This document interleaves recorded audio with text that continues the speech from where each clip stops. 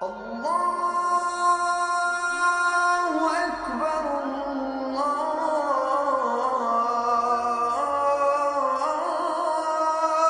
أكبر.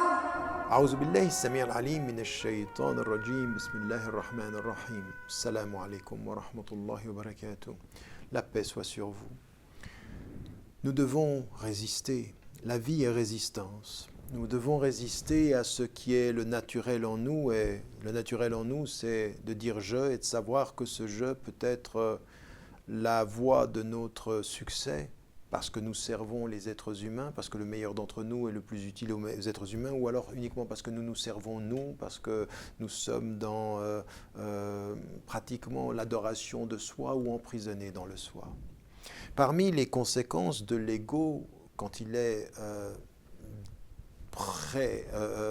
déterminant ou qu'il nous définit, il y a la notion de l'ostentation.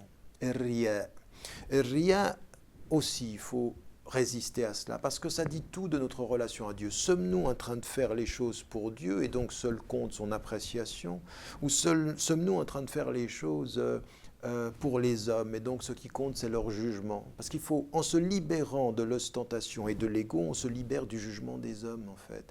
On sait que le seul jugement qui compte c'est le jugement de Dieu. Ce que pensent les gens, ça ne va pas être très très important, mais quand on est dans l'ostentation, quand on pense à ce que les gens vont penser de nous, eh bien tout se perd. Et vous avez ceci dans le Coran: Wailun lil musallin alladhina hum an salatihim sahun alladhina hum yura'un.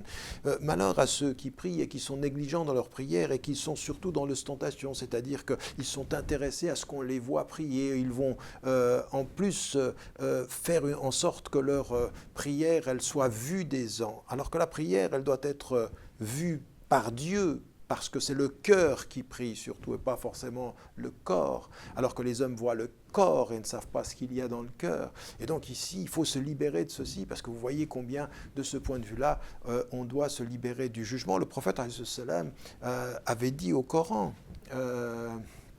est-ce que je ne vais pas vous informer de ce qui est pour moi plus dangereux pour vous que le Masih ad-Dajjal, c'est-à-dire de l'antéchrist de la fin du monde? Et les compagnons de dire Bala, et lui dit Shirkul Khafi, c'est-à-dire associer à Dieu la chose qui est pas de dire que vous associez une autre idole à Dieu. Non, le Shirk al-Khafi, c'est ce secret de l'association. Et il donne un exemple. Il dit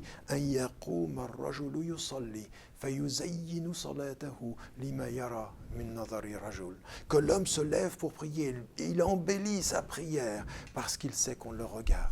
Même dans la prière, même, vous voyez que c'est très très fin, parce que la prière c'est pour Dieu, et même là on s'intéresse à ce que les gens peuvent penser. Quand on s'intéresse à ce que les gens peuvent penser, eh ben c'est une prison, la prison du jugement. Donc la résistance à l'ego et à sa conséquence, l'ostentation, c'est l'accès à la liberté de tous les jugements des hommes, dont on ne doit pas avoir peur. Ce qu'ils disent de nous, dans nos pratiques, dans notre façon de nous vêtir, ce n'est pas le plus important. Le plus important, c'est de dépasser tout ceci et de savoir, je vais me libérer et revenir à lui, loin de l'ostentation, ça veut dire loin du jugement des hommes, en le servant, en l'aimant et en essayant de résister à tout ce qui pourrait m'empêcher de revenir à cette essentielle dimension de ma vie. Voilà, n'oubliez pas de dire à ceux que vous aimez, que vous les aimez, la vie est fragile et sans ostentation. Salamu alaikum wa rahmatullahi wa barakatuh.